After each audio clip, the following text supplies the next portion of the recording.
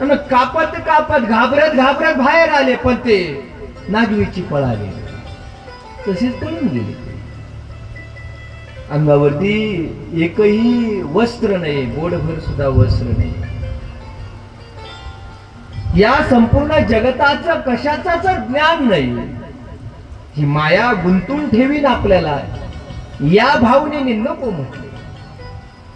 आणि ज्यावेळेस पुढे शुकदेव महाराज पळत होते, माग व्यासजी त्यांना धरण्यासाठी पळत होते. व्यासाने पुढे जावं, शुकदेव महाराजांनी पुढे पळावं आणि माग व्यासाने पळावं.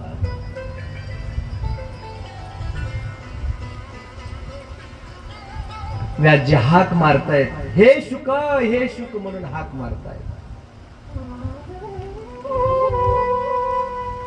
आणि ज्यावेळेस हाक मारतायत त्यावेळेस जशी हाक मारली त्याच पद्धतीने पुढून झाड सुद्धा हाक मारतायत, हे शुक. कसे होते तर जन्माला येतानाच व्यासांनी सांगितलं ना, यम प्रव्रजंत मनुपेत मपेत कृत्यम. जन्माला येतानाच ते असे काही जन्माला आले की त्यांना कोणतीही मोहमाया नाही, असे ते जन्माला आले. द्वैपायनो विरह कातर आजुहाव, पुत्रेति तन्मयतया तरोभिनीलो, तम सर्वभूत हृदय मुनिमान तोसी. ज्यावेळेस व्यासजी हाक मारतात, हे पुत्र, त्यावेळेस टिकून सुद्धा झाड सुद्धा हे पुत्र म्हणून हाक मारतात. पुत्रेती तन्मया तरोभिनी, झाड सुद्धा हाक मारतात.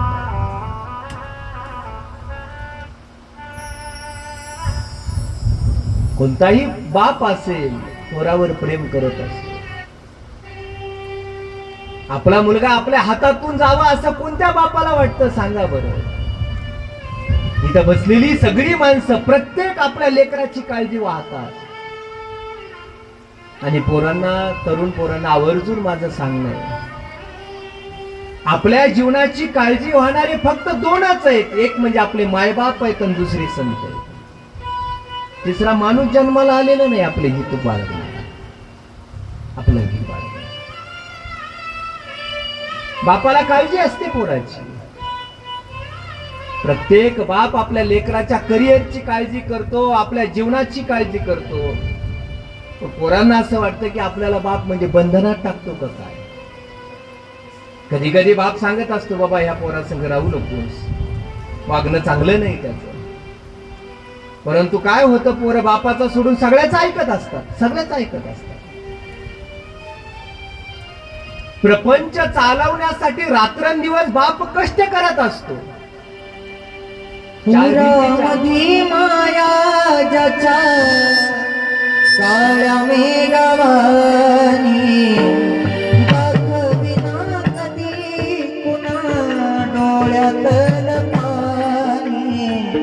जिजू संसाराचा गाडा हाकला, पोटामध्ये असू जरी कणावा करार. घडीभर तू थांब जरा, ऐक ज्याची राखण, दैवगड हाय गड्या, हो मगाया बापड, हो मगाया बापड. दैवगड हाय गड्या, हो मगाया बापड, हो मगाया बापड. मुक्ती मुक्ती माया त्याची, मुक्ती मला मिला. लेकराच्या पायी उभा जन्म उधळेल, आधाराचं बळ जणू वाकल आभाळ. तुझ्या इनादीन सार झालं रान मोळ. घडीभर तू थांब जरा, ऐक ज्याची दापण. घडीभर तू थांब जरा, ऐक ज्याची दापण. दैवगड हाय गड्या, हो मगाया बापड, हो मगाया बापड. दैवगड हाय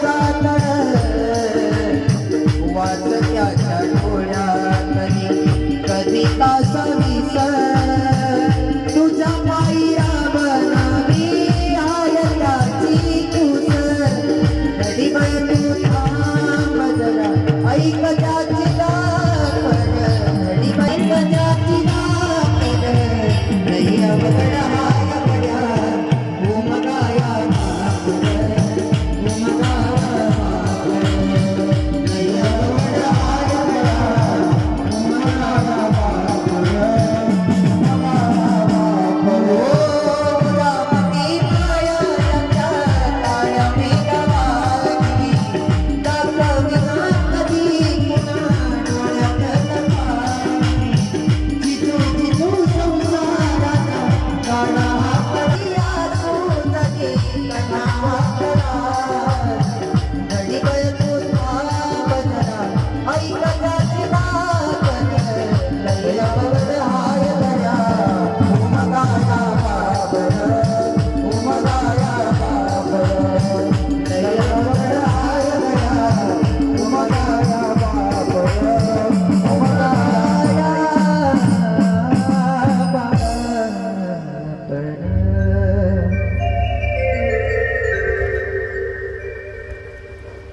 कुटुंबासाठी बापाची घालमेल होत असते. कुटुंब सावरण्यासाठी बाप प्रयत्न करत असतो. आपलं कुटुंब वाचलं पाहिजे. आपला कुटुंब एकत्र राहिलं पाहिजे यासाठी रात्रंदिवस कष्ट करत असतो. आपला लेकरू किंवा आपला मुलगा आपल्यापेक्षा मोठा झाला पाहिजे ही बापाच्या अंतःकरणातून इच्छा असते. अंतःकरणातून असते. मुलगा मोठा झाला की बापाला समाधान लागत असते. आणि प्रत्येक बापाला वाटत असतं माझं नाव यानं पुसून टाकावं आणि त्याने स्वतःचं नाव निर्माण करावं. प्रत्येक बापाची इच्छा असते की माझा मुलगा असा असावा की त्याची ओळख त्याच्या नावाने व्हावी, माझ्या नावाने नाही. असं अंतःकरणातून बापाचा कळवळा असतो. बापाचं प्रेम डोळ्यामध्ये दिसत नाही. आई प्रेम व्यक्त करू शकते लेकरासाठी, मी असं केलं तसं केलं, पण बाप नाही प्रेम व्यक्त करू शकत. बाप कुटुंबाचा कणा असतो. आई कुटुंबाला सावरण्यासाठी 2 हाताने सावरत असेल, पण ते कुटुंब कोलमडून जाऊ नये यासाठी तो कणा असतो, तो बाप असतो. बाप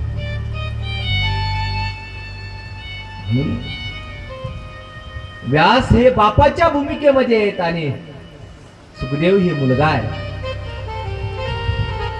व्यासजी मागा हाक मारताय. सुखदेव महाराज पुढे चाललेले. थोडा आवाज मोकळा, मला आवाजच आहे. थोडा आवाज दे बाबा, मला आवाज आहे. मला आवाज जाईल बसू. मला आवाज आहे. तू इथं येऊन पाय काय होतं, तू पाय ठरवते. मला आवाजच आहे.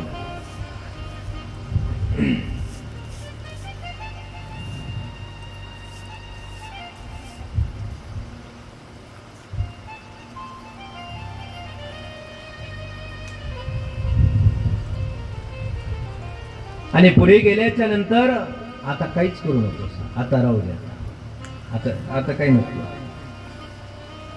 सुखदेव महाराज पुढे आहेत आणि माग व्यास जे हाक मारतायत. हे शुक, हे शुक.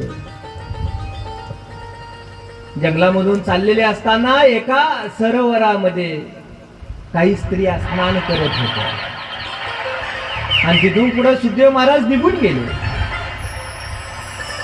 आणि पुढे निघून गेल्याच्या नंतर व्यासजी त्या सरोवराच्या जवळ आले आणि जवळ आल्या बरोबर त्या स्त्रियांनी अंगावर कपडे धारण केले. लाजल्या त्या व्यासांना पाहून. व्यासजी म्हणू लागले, अरे मी 80-90 वर्षाचा म्हातारा आहे, मला तुम्ही लाजता? तुमच्या आजोबाच्या वयात आहे मी. अरे आता नव तरुण गेलेला माझा मुलगा, पूर्ण विवस्त्र मुलगा आत्ता इथून गेला तरी त्याच्याकडे पाहून तुम्ही लाजल्या नाही. आणि मी म्हातारा असलेला, जर्जर म्हातारा असलेला, माझ्याकडे पाहून तुम्ही लाजता, का लाजता? खरं पाहिलं तर त्या स्त्रिया नव्हत्या, त्या तर त्या अप्सरा होत्या. त्यांनी सांगितलं की व्यासजी, तुमचा मुलगा इथून गेला, आम्ही स्नान करतो हे त्याच्या लक्षामध्ये सुद्धा नाही, त्याने आमच्याकडे पाहिलं सुद्धा नाही. आम्ही स्त्री आहोत याची सुद्धा भान नाहीये त्याला, आणि तो स्वतः पुरुष आहे याची सुद्धा जाणीव नाही, असा तो विधी महात्मा सुखदेव येते. पण आजही तुम्हाला जाणीव, एवढं वय झालंय तरी ही स्त्री आहे आणि आम्ही पुरुष आहोत याची जाणीव आहे. स्त्री पुरुषाचा भेद तुमच्या अंतःकरणामध्ये आजही जिवंत आहे, पण सुखदेव भगवानाच्या अंतःकरणामध्ये आजही तो भेद जिवंत नाही, जिवंत नाही. विदेही महात्मा म्हणजे सुखदेव भगवान. सुखदेव महाराज पुन्हा आले नाही, तर ते पुन्हा यावे यासाठी व्यासांनी हे श्रीमद भागवत सांगायला सुरुवात केली. ज्यावेळेस आपल्या शिष्यांना 4 श्लोक शिकवले आणि सुखदेव महाराजांच्या जवळ जाऊन ते 4 श्लोक म्हटले, त्यावेळेस त्या शिष्यांना बोलावून घेतलं, हे तुम्हाला शिकवलं कोणी? त्यावेळेस त्यांनी सांगितलं की आपल्याच वडिलांनी शिकवलं. ज्यावेळेस सुखदेव महाराज व्यासांच्या मुखातून श्रीमद भागवत श्रवण करण्यासाठी पुन्हा घरी वापस आले, आणि ज्यावेळेस सुखदेव महाराजांच्या मुखातून ते श्रीमद भागवताचे श्लोक बाहेर पडू लागले. श्रीमद भागवत म्हणजे वेदाला लागलेलं एक रसभरीत ते फळ आहे. व्यासांनी गोड सांगितलं भागवतामध्ये, निगम कल्पतरोर गलितम फलम. हे फळ कशाचं आहे तर वेदाचं फळ आहे. निगम कल्पतरोर, निगम म्हणजे वेद, आगम म्हणजे उपनिषद श्रुती. निगम कल्पतरोर गलितम फलम सुखमुखा. त्या फळ लागलंय, त्या वेदाला, वेदरूपी वृक्षाला फळ लागलं. त्या फळाचा आस्वाद कोणी घेतला तर शुक महाराजांनी त्याचा आस्वाद घेतला, सुखमुखात आस्वाद घेतला त्यांनी. पण निगमरूपी झाडाला ते लागलेलं फळ आहे. निगम म्हणजे वेद, वेदरूपी वृक्षाला लागलेलं फळ. लोक म्हणू लागले, जर फळ एवढं रसभरीत असेल तर मग वेद चांगले आहेत ना, मग भागवत ऐकण्यापेक्षा वेद ऐकलेलं कोणतं वाईट? वेद ऐकत बसू आपण. व्यासजी सांगू लागले, जसं आंब्याचे झाड आता सध्या ज्याला फळं, आता आंबे पिकायला लागले. मग एखादा म्हणेल, जर आंब्याच्या लागलेला, आंब्याच्या झाडाला लागलेला आंबा ही इतकं फळ आहे, रसभरीत आहे, झाड किती रसभरीत असेल, जर एखादा म्हणू लागला तर असं होईल का? कुणी झाडाच्या फांद्या, झाडाचे पानं कुणी खात बसतं का? झाड रसित नसतं, झाडापासून रस निर्माण होतं, पण झाडाला कुणी खात नाही, ते फळाला खात असत. जे सांगतात, पिबत भागवत रसमालयम सुखमुखा मुहुरो रसिका भुवी भाविका.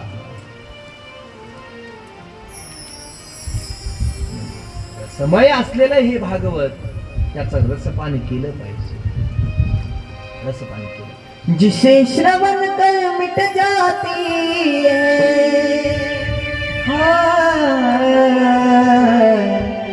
जिसे श्रवण कर मिट जाती है जीवन जीवन की व्यथा.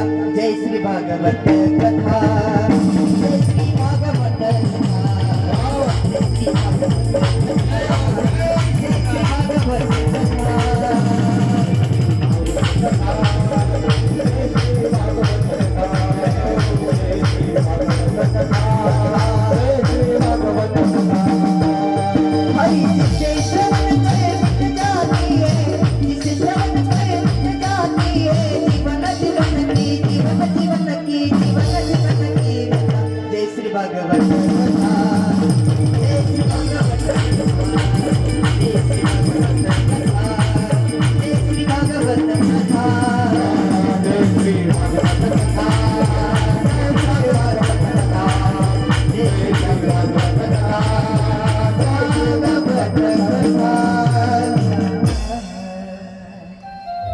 जय जय श्री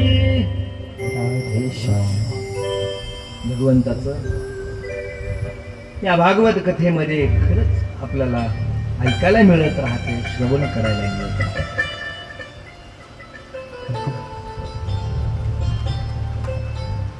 भगवंताचं चिंतन केल्याच्या नंतर कोणाकोणाचा उद्धार झाला. ज्यावेळेस नारदाने व्यासाला सांगितलं की काहीतरी भगवत चिंतन करावं, यांना त्या कूलरला इकडे जास्त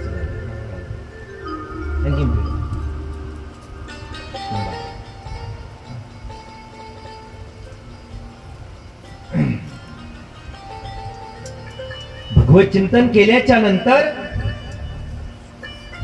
मानवी जीवनाचा कल्याणाचा मार्ग केवळ आणि केवळ भगवत चिंतनामध्येच आहे. म्हणून व्यासजी तुम्ही सुद्धा भगवत चिंतन करावं, या भगवान श्रीकृष्णाचं चिंतन करावं, आणि ते केवळ आणि केवळ हा ग्रंथ निर्माण केल्याच्या नंतर चिंतन होऊ शकते. दुसऱ्याचं उदाहरण सांगण्यापेक्षा मी माझं सांगतो. आणि मी सुद्धा भगवत चिंतन केलं, माझ्या जीवनाचा बदल झाला. हा कशामुळे झाला? नारदजी सांगतात व्यासांना, स्वतःचं उदाहरण दिलं नारदजीने. इतरांचं सांगण्यापेक्षा मी माझं स्वतःचं उदाहरण देतो की माझ्या जीवनामध्ये आज हा दिवस उजडलेला आहे. मी आज नारद म्हणून जन्माला आलो. याचं कारण काय? फक्त भगवत चिंतन, एवढंच कारण आहे. नारदांनी स्वतःचा पूर्वजन्म सांगायला सुरुवात केली. व्यासजी, मी पूर्वजन्मामध्ये एका दासीच्या घरी जन्माला आलो होतो. दासी पुत्र होतो. दासीच्या घरी जन्माला आलो. अल्प वयामध्ये माझे वडील मरण पावले. मी आणि माझी आई दोघ जण, माझी आई मोलमजुरी करायची लोकांच्या घरी आणि आमच्या दोघांचा उदरनिर्वाह भागवायची. असे आमचे दिवसामागून दिवस चालले होते. दिनक्रम चालला होता. कोणाच्या तरी घरी 4 भांडी घासावेत, लोकांच्या घरी जाऊन शेतामध्ये काम करावं आणि जी काही धनसंपत्ती मिळेल या माध्यमातून आमच्या दोघांचा उदरनिर्वाह व्हायचा. नारदजी स्वतःच चरित्र सांगतायत व्यास मुनीला. एक दिवशी श्रीमंत माणसाच्या घरी माझ्या आईला काम करण्याची, भांडे घासण्याची, झाडं लोट करण्याचं तिला काम मिळालं. आम्ही दोघंही जायचो. श्रीमंत माणूस होता, उदार अंतकरणाचा माणूस होता. तिनं भांडे घासावे, झाडलोट करावी, कपडे धुवून द्यावे, सगळं काही तिनं काम करत राहावं. चातुर्मासाचे दिवस आले, पावसाळ्याचे दिवस आले आणि त्याच पावसाळ्याच्या दिवसामध्ये त्या गावामध्ये साधू संत आले. चातुर्मास चालू होता. साधू संत मंदिरामध्ये थांबलेले होते आणि गावातली लोकांनी साधू संतांना विनंती केली, साधू महाराजांना, आता पावसाळ्याचे दिवस चालू आहे, चातुर्मास चालू आहे, तुम्ही 4 महिने आमच्या गावामध्ये राहा आणि इथे सत्संग करा, आम्हाला भगवत चिंतनाचं काहीतरी भगवत चिंतन सांगा. भावना व्यक्त केल्याच्या नंतर सगळीच संत मंडळी गावामध्ये थांबली. रोज भगवत चिंतन व्हायचं, भगवताची कथा सांगितली जायची, रोज भगवंताचा नामस्मरण केलं जायचं. आणि ज्यावेळेस ती थांबली, गावामध्ये थांबली, त्यावेळेस गावच्या पाटलानं, सावकारांनी सांगितलं की हा मुलगा तुमच्या सेवेमध्ये राहील. मी लहान होतो म्हटले, ते नारदजी सांगतायत. मी बाल्यावस्थेनं असताना अत्यंत हुशार, अत्यंत चाणाक्ष होतो. म्हणून सगळ्या गावकऱ्यांनी मला त्या साधू संतांच्या सेवेमध्ये ठेवलं. साधू संतांची सेवा करायचो. त्यांना पाणी नेऊन देणं असेल, त्यांना स्नानाला पाणी घेऊन जाणं असेल, त्यांना पाणी पिण्यासाठी घेऊन जाणं असेल. सकाळी उठल्याबरोबर त्यांनी स्नान केल्याच्या नंतर देवपूजेला बसली की फुलं घेऊन जायचो, देवपूजेचं पाणी घेऊन जायचो, अक्षता घेऊन जायचो. माझा हा रोज नित्यक्रम. साधू महाराज भगवंताची पूजा कशी करतात, साधू महाराज भजन करायचे, त्यांच्याबरोबर मी मागं भजन करायचं. साधू महाराज जवळ घेऊन बसायचे आणि मला नामस्मरण कसं करावं हे शिकवायचे मला ते. इतकी गोडी लागली मला नामस्मरणाची, इतकी गोडी लागली, मी रात्रंदिवस नामस्मरण करत राहिलो. रात्रंदिवस नामस्मरण. दिवसभर साधू संतांच्या सानिध्यामध्ये राहावं आणि नामस्मरण करत राहावं. गोविंदा गोपाला मुरली मनोहर नंदलाला. गोविंदा गोपाला मुरली मनोहर नंदलाला. भजन करा. गोपाला मुरली मनोहर नंदलाला.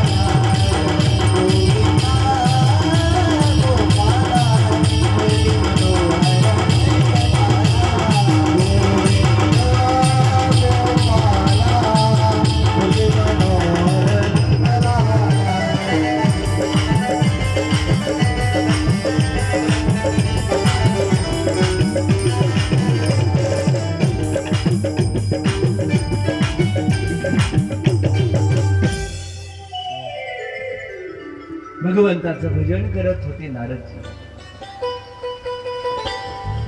बाल्य अवस्थेमध्ये पूर्वजन्माची कथा नारदजी आपल्या व्यासांना, भगवान वेद व्यासांना सांगताय. पहिल्या जन्मामध्ये मी दासीपुत्र असताना काय केलं मी. आठवा असतो साधूला पूर्वजन्माचा, आठवा असतो. पूर्वजन्मामध्ये केलेल्या कार्याचा सगळा काही साधू संतांना आठवा असतो. आपण माणसं मानत नाही पूर्वजन्म आहे का नाही, मानत नाही. परजन्म पूर्वजन्म मानत नाही. संत सुद्धा पूर्वजन्म मानतात, परजन्म मानतात. पुनर्जन्म ही संकल्पना काहीच्या दृष्टिकोनातून पुनर्जन्म ही संकल्पना ही अंधश्रद्धा आहे. संतांना मागच्याही जन्माचा ज्ञान असताना पुढे कोणता जन्म होणार याचंही ज्ञान.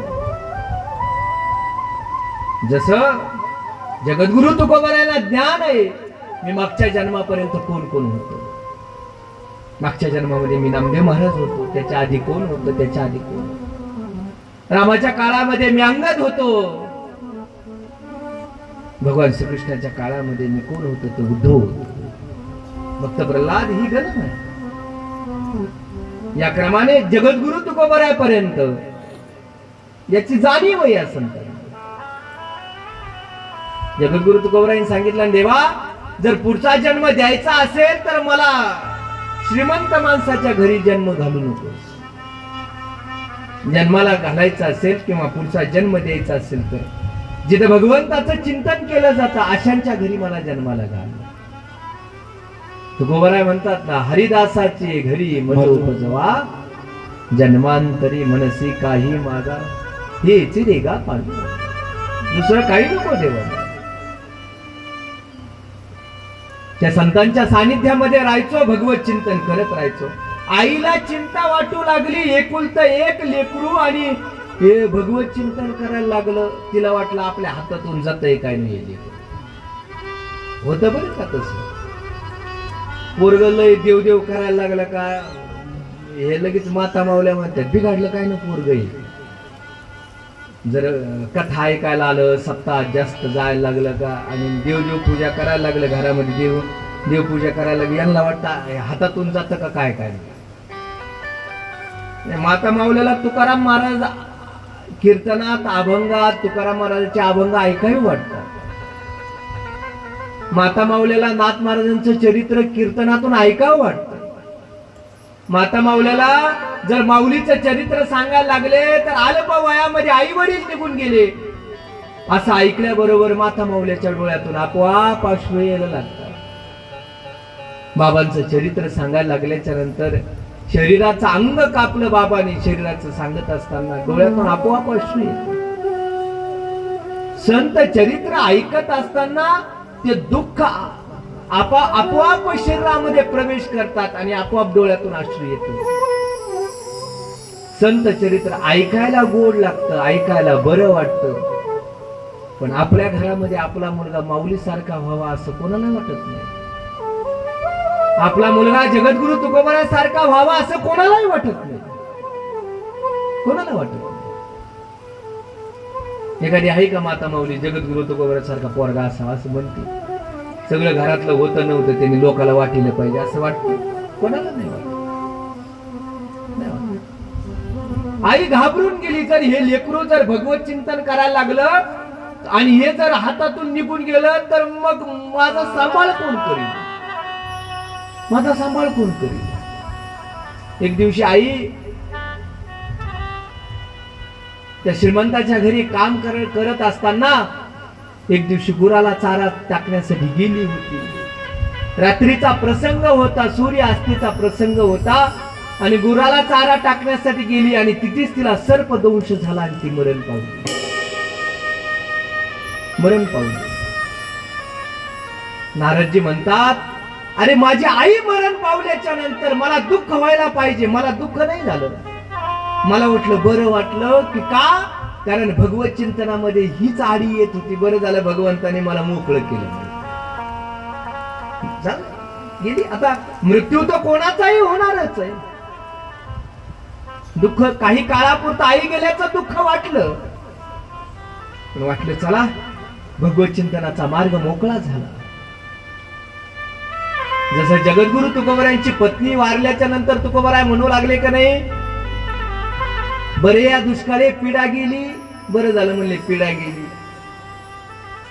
तसं नारदजी म्हणू लागले बरं झालं माझ्या भगवत चिंतनामध्ये थोडं रोकटोक करत होती, बरं झालं. खरं पाहिलं तर नारदजी म्हणू लागतात भगवंताचीच इच्छा होती की मी नामस्मरण करावं म्हणून. भगवंताची इच्छा होती. हे जेवढे काही आड मार्ग येतात भगवंत आपोआप बाजूला करत जातात, आपोआप करत जातात. संत असे असतात आपल्या जीवनामध्ये कोणतीही घटना घडू द्या त्या घटनेकडे सकारात्मक दृष्टिकोनातून पाहत असतात. घटना कोणतीही घडू द्या, तोटा झाला होऊ द्या तोटा, त्याला सकारात्मक दृष्टिकोनातून पाहिलं पाहिजे. जगद्गुरु तुकोबरायांच्या जीवनामध्ये दुष्काळ पडला. तुकोबराय म्हणले बरं झालं दुष्काळ पडला. बायको वारली. तुकोबराय म्हणतात बरं झालं वारली. जगद्गुरु तुकोबराय म्हणतात मुलगा वारला, बरं झालं म्हटलं मुलगा मेला, हे बरं झालं. आपण म्हणू शकतो असं, होय सर म्हणू शकतो बरं झालं. हा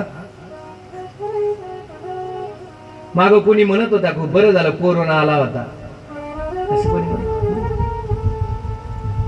एखाद्याने आपले जर पैसे बुडवले तर कोणी म्हणतं का बरं झालं त्याने पैसे बुडवले, असं नाही म्हणत. कोण म्हणते नाही. माग लोकांचे बँकेने पैसे बुडवले किती. हा किती लोकांचे तिथे ISI मध्ये आलं होतं, ते काय गडी बसलाय तिथे IS वाला वर एक आहे खाली एक आहे. त्यांना वाटलं 10 रुपयाचे 100 रुपये येते, 100 रुपयाचे 1000 येते. कसं झाले 1000चे रुपये झाला त्यांचा. रुपया मागला नाही, काही काहीचे 10,000 गेले. काही काहीला तर कथाकाराने आग्रह केला बरोबर काय करायचं तुला, मी आहे जायचं. गेले कशाचं कोण आहे कोणाचं पैसे गेले, रुपये जे होतं ते सगळंच गेलं. मग कोणी म्हणलं का बरं झालं म्हणून. माग लोकांची बँकेने पैसे बुडवले, काय केलं लोकांनी. कोणी म्हटलं का बरं झालं.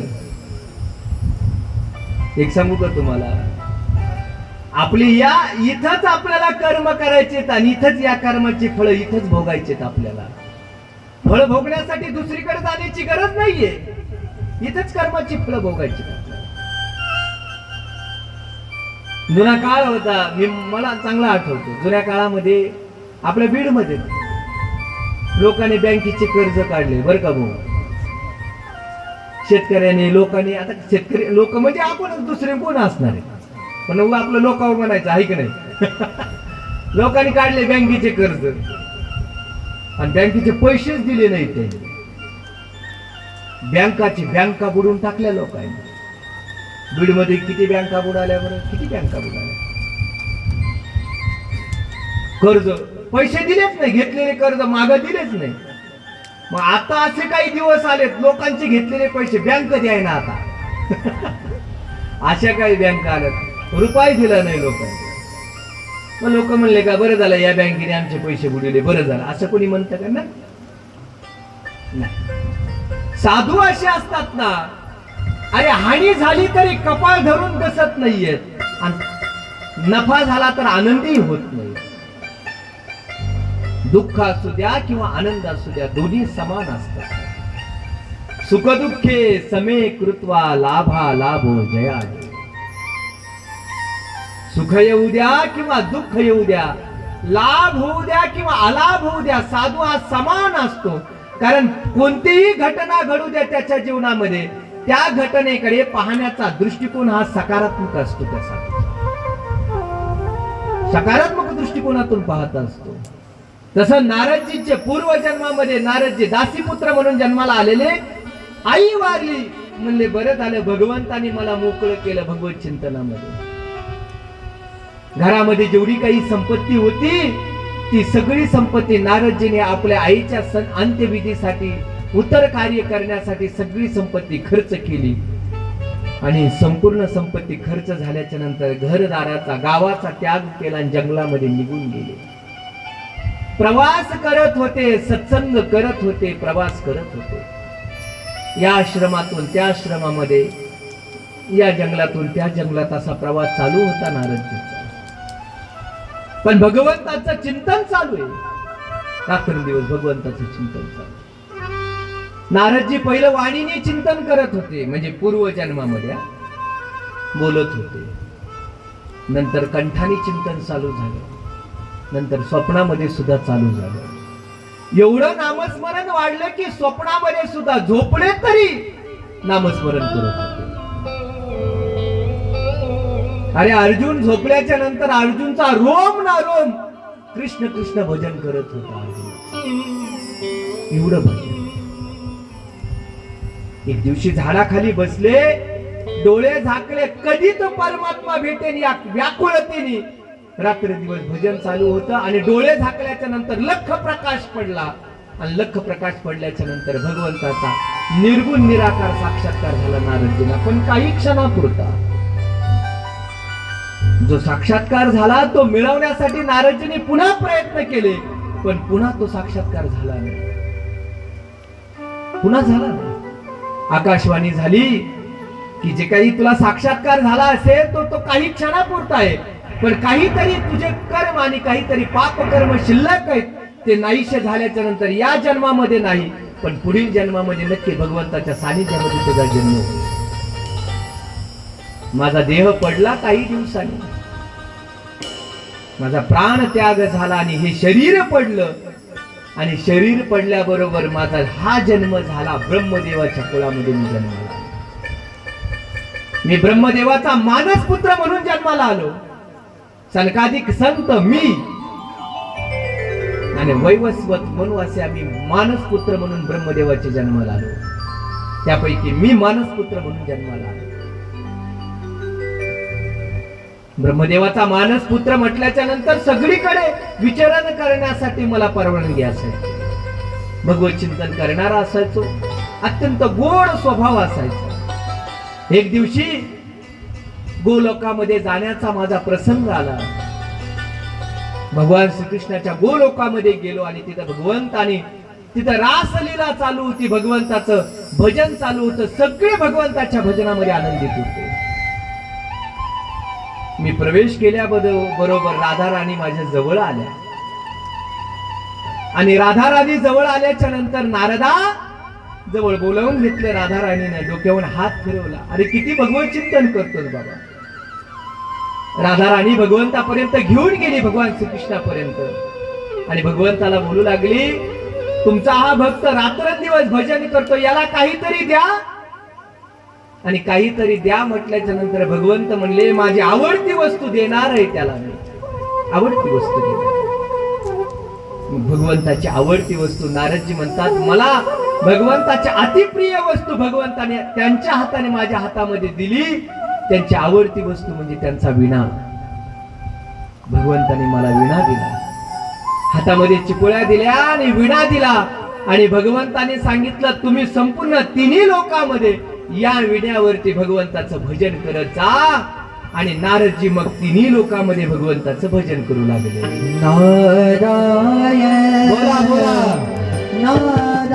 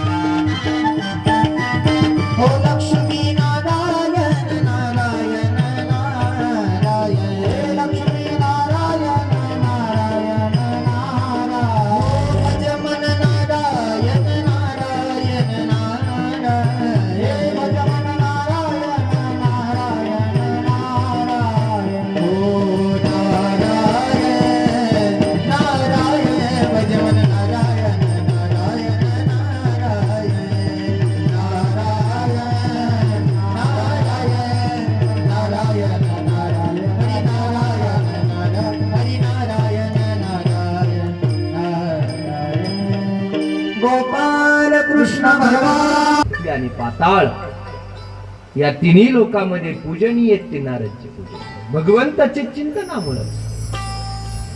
भगवंताच्या नामस्मरणाचा हा परिणाम आहे. जो भगवंताचं नामस्मरण करतो तो तिन्ही लोकांमध्ये पूजनीय होत असतो. जो भगवंताचं नामचिंतन करतो तिन्ही लोकांमध्ये तो पूजनीय होऊन त्रिदोष रहित होऊन जातो.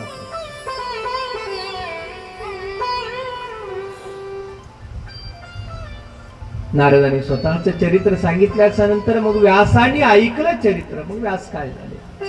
सरस्वती नदीच्या काठावर ते व्यास बसले. शौनकाने विचारलं मग व्यासाने पुढे काय केलं? काय नाही म्हटलं. सरस्वतीच्या नदीच्या काठावर आश्रमामध्ये व्यास जे थांबलेले आणि शौनकाने पुन्हा प्रश्न विचारला की ही सुखदेव भगवानाला सांगितलेली कथा त्यांनी राजा परीक्षितीला सांगितली. राजा परीक्षितीला सांगण्याची कथा सांगण्याची गरज काय? का गरज लागली? का गरज भासली राजा परीक्षितीला सांगण्याची? त्यावेळेस सूत मुनींनी इतकी गोड कथा सांगितली राजा परीक्षितीच्या जन्माची. सूतजी सांगतात राजा परीक्षिताची कथा प्रथम स्कंद पूर्ण तो राजा परीक्षिताच्या जन्माच्या कथेचा आहे. प्रथम स्कंद असेल, द्वितीय स्कंद असेल, भगवंताच्या निजधामापर्यंत तो कथाभाग सांगितला. ज्यावेळेस महाभारताचं युद्ध संपलं, आता समाप्त झालं महाभारताचं युद्ध, कौरवांचा नाश झाला, दुर्योधनाच्या मांडीवर गदा मारली, त्याचा नाश झाला, पण मेलेला नव्हता दुर्योधन. त्याला भेटण्यासाठी अश्वत्थामा गेला आणि अश्वत्थामा गेलेला जवळ आलेला पाहिला त्या दुर्योधनानं स्वतःच्या शरीरातून निघालेला रक्त, त्या रक्ताचा त्या अश्वत्थाम्याचा तिलक केला आणि तू माझ्या सेनेचा सेनापती. राजा जरी राहिला नसला तरी सेनापती आहे, माझ्या सैन्याचं तू सेनापती पद तुला.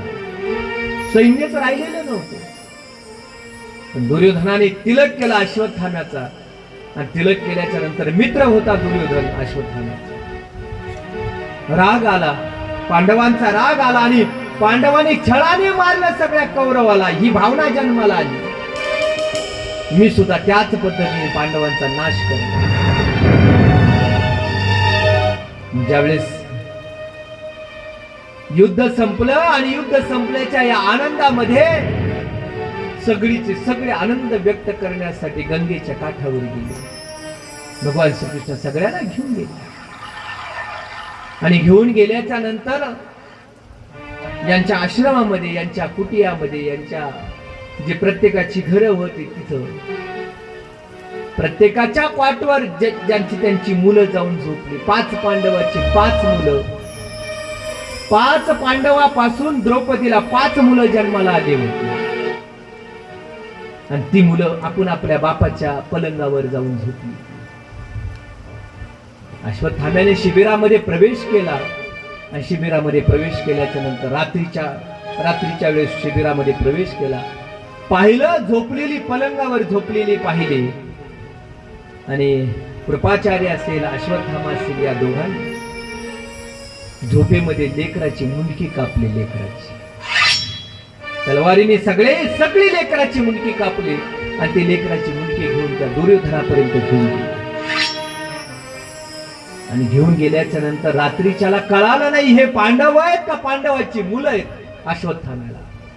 पण ज्यावेळेस दुर्योधनाच्या जवळ घेऊन गेल्याच्या नंतर पाहिलं त्या दुर्योधनानं, अरे अरे अरे, म्हणजे लेकरांनी काय केलं होतं?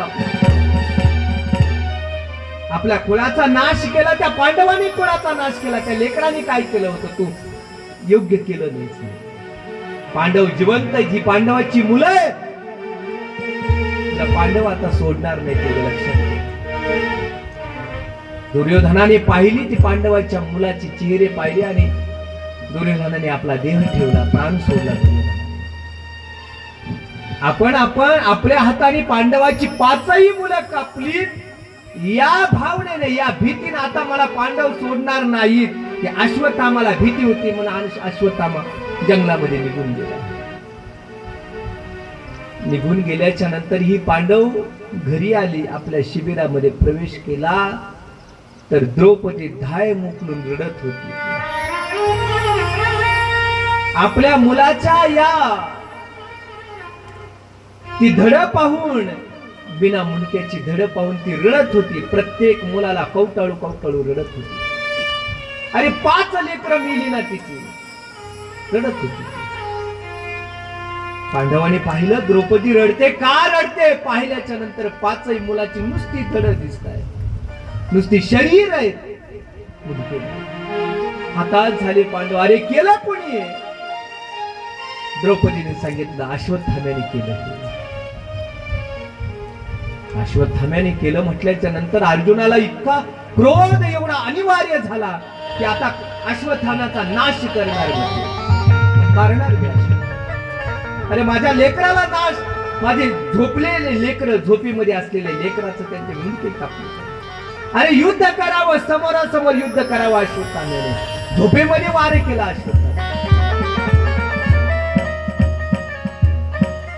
माणसं, काही माणसं असतात झोपेमध्ये वार करत असतात. समोरासमोर युद्ध करू शकत नसले की मग मागून वार करणार. हिम्मत असेल तर माणसाने समोर युद्ध केलं पाहिजे, नाही तर युद्धच पुकारू, युद्धच पुकारू. त्या अश्वत्थाम्याचा शोध सुरू झाल्याच्या नंतर सगळीकडे अश्वत्थाम्याचा शोध सुरू झाला. शोधला अश्वत्थाम्याला, पाहिलं अश्वत्थाम्याला, आणि पाहिल्याच्या नंतर अर्जुनाने अश्वत्थाम्याला बांधून ठेवलं. आणि बांधून ठेवल्याच्या नंतर आता अश्वत्थाम्याचं करायचं काय? भगवान श्रीकृष्ण आले. ज्यावेळेस पांडव येत आहेत, पाहिलं अश्वत्थाम्याने प्रतिकार करायला सुरुवात केली. पण त्यानं ओळखलं आपण एकटे आहोत, हे 5 पांडव आहेत, पराक्रमी आहेत, आपण प्रतिकार करू शकत नाही. त्याच्याकडे ब्रह्मास्त्र होतं त्या अश्वत्थाम्याकडे, पण ब्रह्मास्त्र सोडायची त्याच्याकडे विद्या होती, ते पुन्हा माग घेण्याची विद्या नव्हती. काही माणसाला सूत्रसंचालन करणारे असतात का नाही, खाली बसलेल्या माणसाला काय बोलावे हे सांगता येतं, पण त्याला माईकवर आल्या बोलता येत नाही. तिथं आला की गप बसतो. पण जो सूत्रसंचालन करतो ना, त्याला खाली बसल्या बसल्या सांगायचं असं बोल, तसं बोल, तू बोल ना, त्याला बोलता येत नाही. तेव्हा मला नाही बोलता येत. तसं अश्वत्थाम्याला ब्रह्मास्त्र टाकता येत होतं, पण ते ब्रह्मास्त्र पुन्हा आत्मसात करता येते, पुन्हा ते घेता येते. अश्वत्थाम्याने ओळखलं आता पांडव आपला नाश करणार, पण मी पांडवाच्या कुळाचा नाश करणार. म्हणून या पांडवाच्या कुळाचा नाश व्हावा या भावनेनं त्या अश्वत्थाम्याने ब्रह्मास्त्र सोडलं. आता ब्रह्मास्त्र सोडल्याच्या नंतर त्यानं ब्रह्मास्त्र सोडलं ते उत्तरेच्या गर्भामध्ये सोडलं. जी उत्तरा अभिमन्यूची विधवा म्हणून जीवन जगत होती, ती उत्तरा अर्जुनाचा मुलगा, अत्यंत देखणा मुलगा अभिमन्यू, महाभारताच्या युद्धामध्ये मरण पावला. भगवान श्री ज्ञानोबा ज्ञानेश्वरीमध्ये त्या अभिमन्यूचं वर्णन करतात. हा नवा अर्जुन म्हणतात, नवीन अर्जुनच आहे हा अभिमन्यू. हा काय नवीन अर्जुन आहे. तरुण अर्जुन कसा असेल तर त्या अभिमन्यूकडे पाहावं. अभिमन्यूची पत्नी असलेली उत्तरा तिच्या गर्भामध्ये, पोटामध्ये गर्भ वाढत होता, आणि त्या गर्भावर त्या ब्रह्मास्त्राचा प्रयोग केला त्या अश्वत्थाम्याने. ज्यावेळेस ब्रह्मास्त्र सोडलं त्यावेळेस अर्जुनाने सुद्धा ब्रह्मास्त्र सोडलं. व्यासजी प्रगट झाले, अरे करता का? संपूर्ण या सृष्टीचा नाश करून टाकतात का?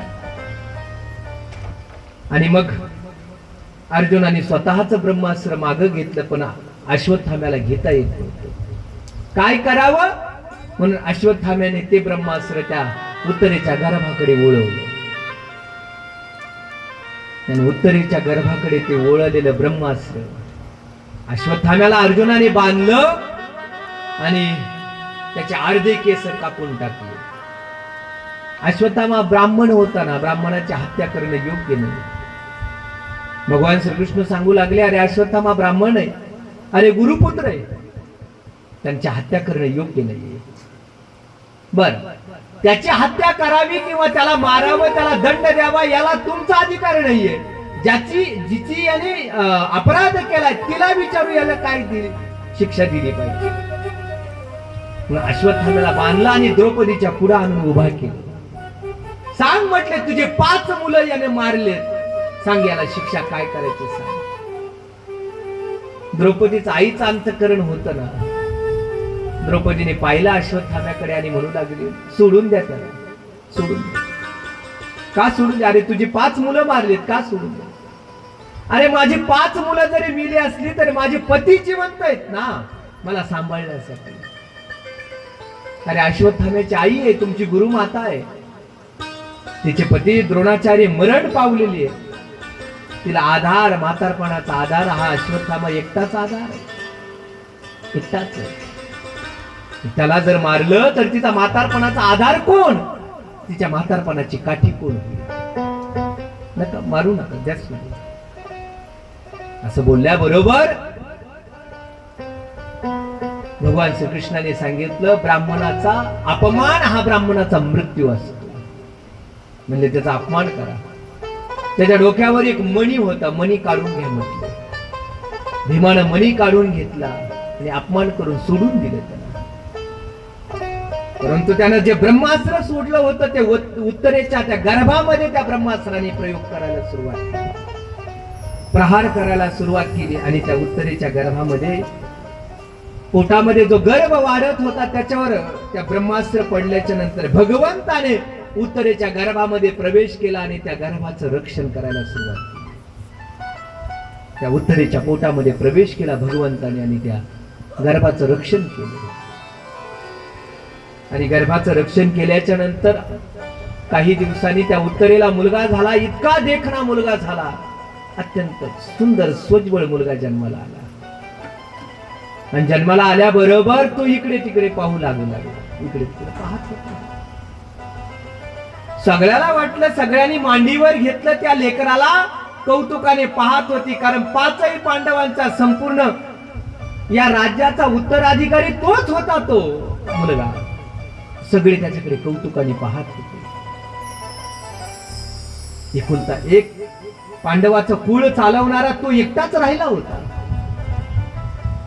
पण तो सगळ्याकडे असा पाहत होता, सगळ्याला, कोणाला तरी तो शोधत होता, शोधत होता.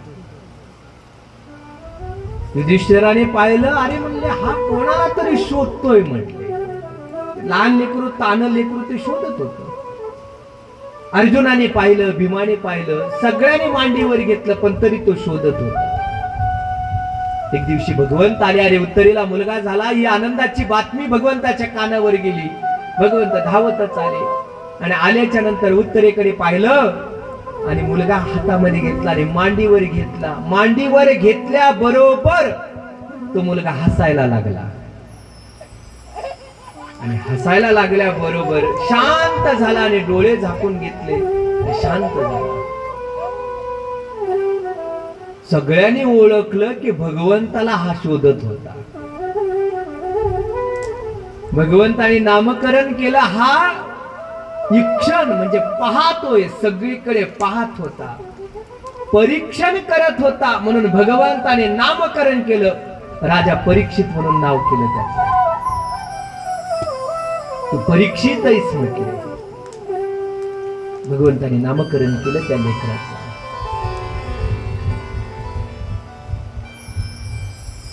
कारण ते लेकरू शोधत होतं, मला गर्भामध्ये, मी गर्भामध्ये असताना, आईच्या उदरामध्ये असताना माझं रक्षण करणारं कुणीतरी आलं होतं. तो काय मला जिथं दिसना, तो इकडे तिकडे पाहत होता. भगवंताला पाहिल्याच्या नंतर आनंदी झाले परीक्षित महाराजांचा जन्म झाल्याच्या नंतर परीक्षित नामकरण झालं आणि परीक्षित महाराजांचा जन्मोत्सव साजरा करण्यात आला. भगवंत आता द्वारकेला निघालेत. आता पांडवांचं योग्य चाललंय. आता युधिष्ठिर राजा झालाय, हस्तिनापूरचा राजा युधिष्ठिर झालाय. मुलगाही, नातूही जन्माला आला.